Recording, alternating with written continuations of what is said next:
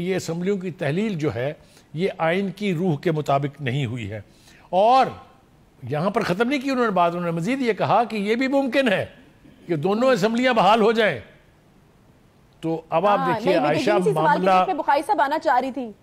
جی آئیے. تو پھر الیکشن کا سوال ہی ختم ہو جاتا ہے نا. اگر یہ صورتحال ہمارے سامنے آ جاتی ہے کہ جہاں پر اسمبلیاں جو ہے وہ واپس پہلے والی پوزیشن میں آ جائیں, یعنی بحال ہو جائیں, تو پھر تو الیکشن کا سوال ہی ختم ہو جاتا ہے. دیکھیں عائشہ, ابھی تو ججز کے یہ ایک جج کے ریمارکس میں نے آپ کو بتائے ہیں,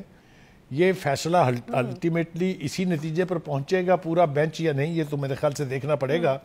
لیکن ایک بات بہت طے ہو گئی ہے اس سے کہ وہ جو خیال یہ تھا کہ جو سپریم کورٹ ہے وہ اسرٹ کرے گی اپنی پوزیشن اور الیکشن جو ہے وہ 90 دن کے اندر ہی ہوں گے, وہ مجھے اب دکھائی نہیں دیتا. اور میرے پاس جو ریزنز ہیں وہ ذرا آپ کے ساتھ شیئر کر لیتا ہوں میں.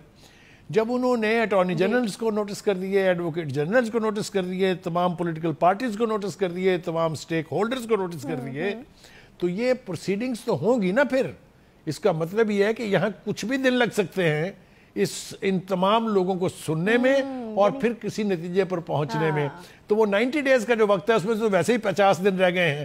تو باقی دن اور گزر جائیں گے, تو وہ جو انتخاب 90 دن کے اندر ہو نہیں سکتا پریکٹیکلی. بالکل ٹھیک کہہ رہے ہیں آپ بخاری صاحب. آپ کو یاد ہوگا کہ اس چیز کے اوپر ہم نے کافی تفصیلی گفتگو بھی کی تھی کہ یہ پھر کس کے حق میں, اگر عدالتوں میں کیس چلا جاتا ہے تو پھر یہ پی ٹی آئی کے حق میں تو شاید اس طرح سے نہیں رہے گا, کیونکہ اگر معاملہ طول پکڑ جائے گا تو پھر 90 روز میں الیکشن والی بات تو پھر نہیں ہوگی نا. میں بالکل آپ کے ساتھ اتفاق کرتا ہوں, یہی میں نے بھی کہا ہے. میرا خیال سے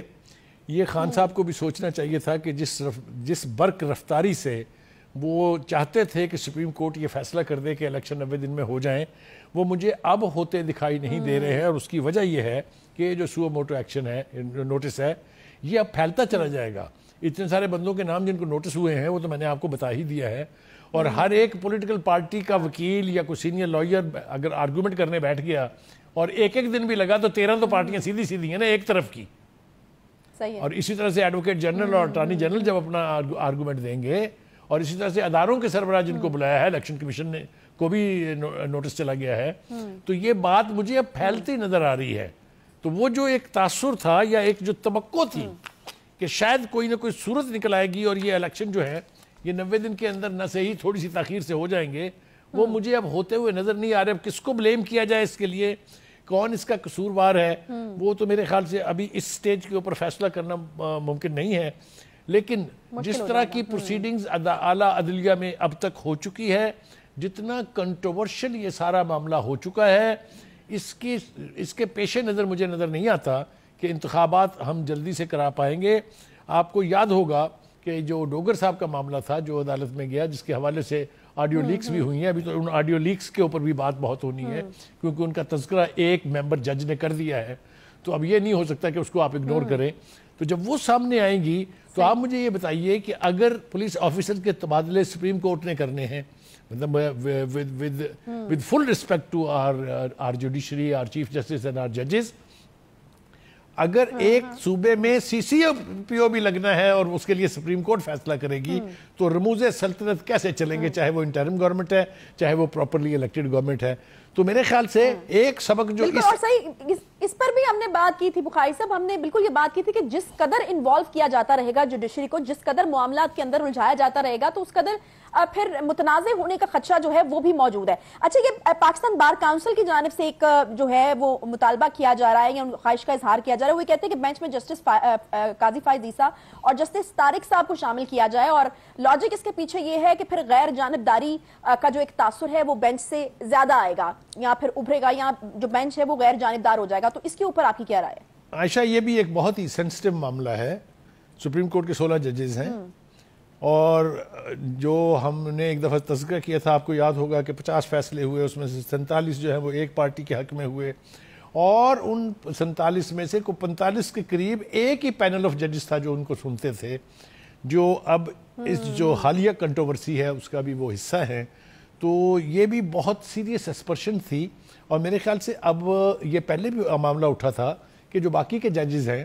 یہ کیا کر رہے ہیں بیٹھے ہوئے. اگر آپ کو میں یاد کراؤں تو علی احمد کرد صاحب کا ایک کوٹ میں نے استعمال کیا تھا کہ وہ کہتے تھے کہ سپریم کورٹ میں صرف 4 ججز ہیں, باقی کے جو لوگ ہیں وہ کلرک ہیں. یہ میرا کامنٹ نہیں ہے, یہ علی احمد کرد کا کامنٹ تھا, لیکن ان سے ان کی غالباً مراد یہ تھی کہ باقی کے ججز کو چونکہ کیسز ریفر نہیں ہوتے ہیں اور وہ کسی بھی پروسیڈنگ کا حصہ نہیں ہے، تو اس لیے شاید انہوں نے یہ کامنٹ کیا تھا. اور یہ مطالبہ چونکہ بار کونسل کی طرف سے ہوا ہے لہذا اس کو آپ اٹھا کے پھینک نہیں سکتے ہیں. یقینی طور پہ اگر کسی بہت ہی سینسٹیو نیشنل ایشو کے اوپر سپریم کورٹ نے کنسنسس ڈیسیژن کرنا ہے تو اس میں انڈیپینڈنٹ اور بالکل جو یعنی جن کی کریڈیبلٹی جو ہے وہ ابو بورڈ ہو ان ججز کو شمار کیا جائے، شامل کیا جائے ان پروسیڈنگز میں، تبھی ان فیصلوں کی اہمیت بھی ہوگی اور تبھی وہ فیصلے جو ہے لیٹر اور سپرٹ میں لاگو بھی کیے جائیں گے. ابھی تک ہم نے جتنی بھی گفتگو کی ہے بہت سنبھل کے میں نے کرنے کی کوشش کی ہے. کسی جج کی ہم خدا نہ خواستہ توہین کا تصور بھی نہیں کر سکتے. ہم نے اپنے نیوز بلٹنز میں بھی اس کا بہت خیال رکھا ہے، لیکن مجھے ڈر ہے کہ جتنا سوشل میڈیا ہمارا یعنی ایکٹیو ہے، یہ سارا کچھ معاملہ جو ہم احتیاط برتنے کی کوشش کر رہے ہیں وہ اگلے 2-3 گھنٹے میں اتنا وائرل ہو چکا ہوگا کہ ہر جگہ سے آپ یہ آوازیں جو ہیں اٹھتی ہوئی سنائی دیں گی. ہماری توقع یہی ہے کہ کل جو پروسیڈنگ ہوگی اس میں بھی چونکہ یہ سارے سینسٹیو ایشوز کا تذکرہ ہونا ہے، ان کے اوپر بات ہوگی اور فیصلہ جو بھی ہوگا وہ ہم توقع کرتے ہیں کہ سارے سٹیک ہولڈر اس کو تسلیم کریں گے، اس کو مانیں گے، کیونکہ اس کے بغیر پھر کوئی راستہ نہیں ہے. ٹھیک ہے. اچھا، اب یہ جسٹس مظاہر علی اکبر نقوی کے خلاف سپریم جوڈیشل کاؤنسل میں ایک ریفرنس دائر ہوا ہے، جائیدادوں کا معاملہ ہے، تو سوال ابھی اٹھا بخاری صاحب کہ کیا جسٹس پہلے بھی عرض کیا تھا عائشہ، میرے خیال سے یہ چونکہ سارے الزامات ہیں، چونکہ ان میں سبسٹنس ابھی ہمیں نظر نہیں آتی ہے، اس لیے ہم کو اس کے اوپر کامنٹ کرنا اوائڈ کرنا چاہیے. یہ ابھی ایک ایڈوکیٹ ہیں، ان کی طرف سے یہ ریفرنس کی بات ہم نے بھی سنی ہے، لیکن اس کے لیے سبسٹینشل ایویڈنس ان کے پاس موجود ہے کہ نہیں ہے، یہ معاملہ ابھی دیکھنے سے تعلق رکھتا ہے. اس لیے میرے خیال سے اس کے اوپر ہم بحث نہ کریں تو زیادہ بہتر ہوگا. صحیح ہے. اچھا، پھر یہ بھی کہا گیا بخاری صاحب کہ یہ جو الیکشن کمیشن ہے وہاں وہ بھی بیچارے مجبور ہیں اور وہ بھی یہ کہہ رہے ہیں کہ سیکیورٹی سمیت تمام جو فیڈز ہیں وہ نہیں مل رہی ہیں اور شکایت کر چکے ہیں. اور پھر آج الیکشن کمیشن کا بڑا اہم اجلاس ہونے والا تھا، وہ بھی اب اس از خود نوٹس کی وجہ سے جو ہے وہ منسوخ ہوا ہے. تو لگ ایسا ہی رہا ہے جیسا کہ آپ نے ابھی کہا ہے کہ یہ معاملہ تو طول پکڑتا چلا جا رہا ہے. الیکشن کمیشن جو اہم اجلاس بلانے والا تھا وہ بھی منسوخ ہو گیا. دیکھیے، اصل میں بات یہ تھی کہ جو الیکشن کمیشن کی ریزرویشنز تھیں جو انہوں نے کورٹ کے سامنے رکھی تھی، اگر آپ کو یاد ہو چیف جسٹس صاحب نے بلایا تھا الیکشن کمیشنر کو، سکندر راجہ صاحب پیش ہوئے تھے وہاں پر، انہوں نے پوری صورتحال وضاحت کے ساتھ پیش کر دی تھی کہ نہ ہی تو مجھے کوئی